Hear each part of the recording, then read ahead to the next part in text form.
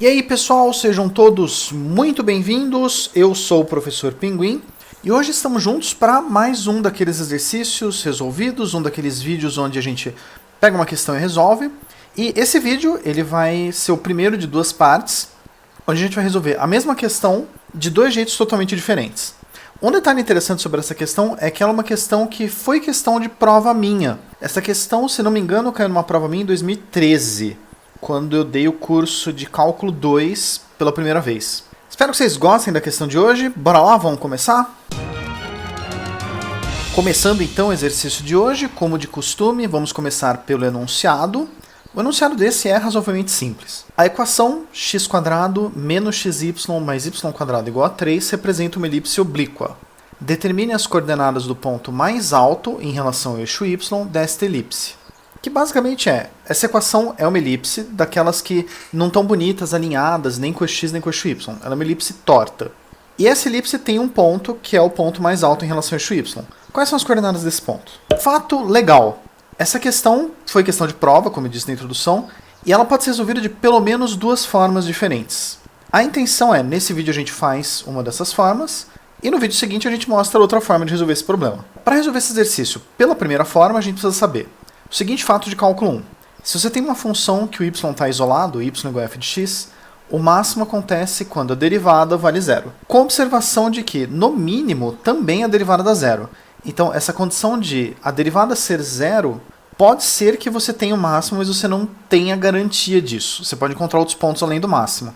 Mas como o máximo, com certeza, a derivada dá zero, a ideia é a gente obtém todos os pontos que a derivada dá zero, e aí testa todos eles, o que tiver a maior coordenada y, já que a gente quer saber o maior dos y, vai ser o máximo. Outra coisa, a gente precisa saber como calcular uma derivada implícita.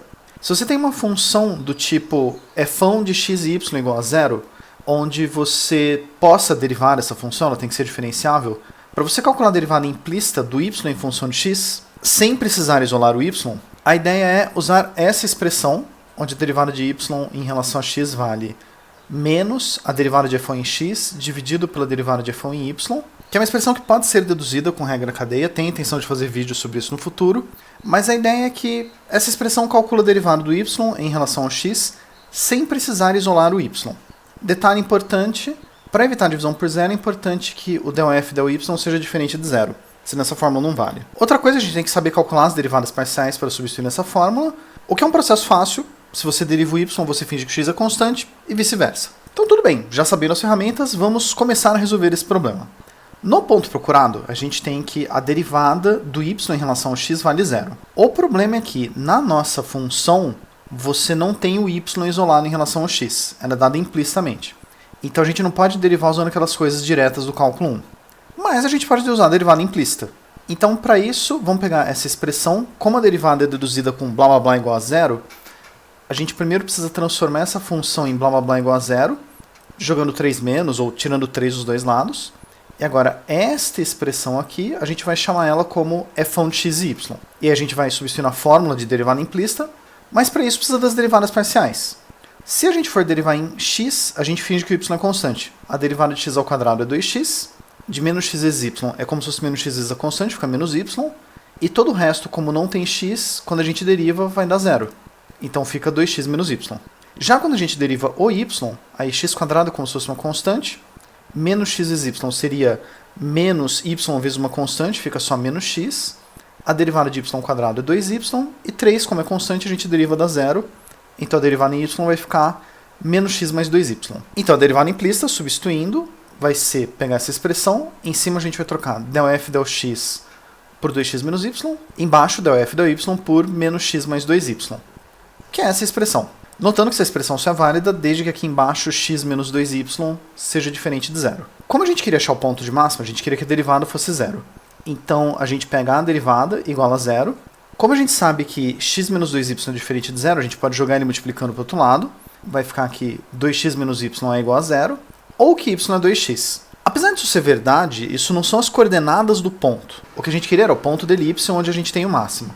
Como esse ponto está na elipse, a gente pode pegar a equação da elipse e substituir esse y igual a 2x na expressão. Quando a gente faz isso, no lugar do y a gente troca por 2x, no lugar do y² por 2x². Aí x vezes 2x são menos 2x², 2x, tudo isso ao quadrado fica 4x², 1x² menos 2x² mais 4x² são 3x², se 3x² é 3, x² dá 1, e isso dá duas opções, ou x é 1, ou x é menos 1.